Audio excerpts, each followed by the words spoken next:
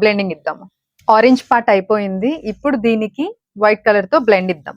Blend అంటే complete గా అందులో మిక్స్ చేసేయట్లేదు నేను, జస్ట్ స్ట్రోక్స్ లాగా కనపడాలి. ఫ్లవర్ మొత్తం ఇచ్చేయట్లేదు వైట్ షేడ్. ఫ్లవర్ మొత్తం కాకుండా ఓన్లీ ఈ పైనుంచి కిందికి ఒక స్ట్రోక్ తీస్తున్నాను అంతే.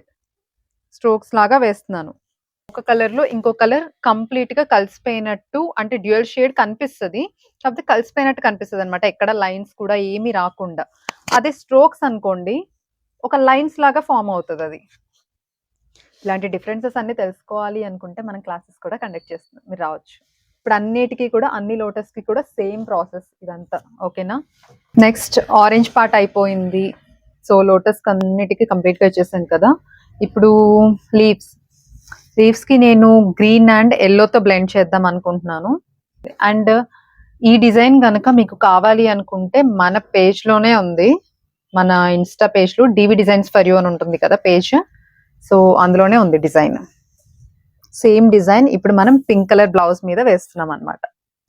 ఇప్పుడు లీవ్స్ నుంచి స్టార్ట్ చేస్తున్నాను. లీవ్స్ ఏంటంటే హాఫ్ అండ్ హాఫ్ కావాలి, లైక్ ఒక హాఫ్ వరకు ఎల్లో ఉండాలి, ఒక హాఫ్ వరకు గ్రీన్ ఉండాలి, బట్ బ్లెండ్ అయి ఉండాలి. నేను half of the part green తీసుకున్నాక కొంచెం ఎల్లో తీసుకుని ఇక్కడ కొంచెం ఎల్లోయిష్ గా, ఇది లైట్ గ్రీన్.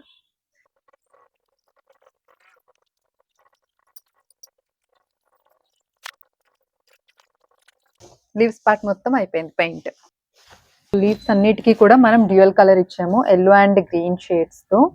ఇప్పుడు ఇంకా స్టెమ్స్ కి యాడ్ చేయాలి. స్టెమ్స్ కి నేనైతే కొంచెం బ్రౌన్ అండ్ వైట్ మిక్స్ చేసి వేద్దాం అనుకుంటున్నాను. సో ఇలాంటి ట్రిక్స్ అండ్ టిప్స్ కూడా మీకు కావాలి అనుకుంటే మన క్లాస్ కి అయితే జాయిన్ అవ్వచ్చు.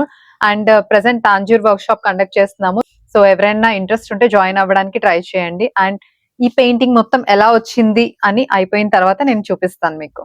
Thank you.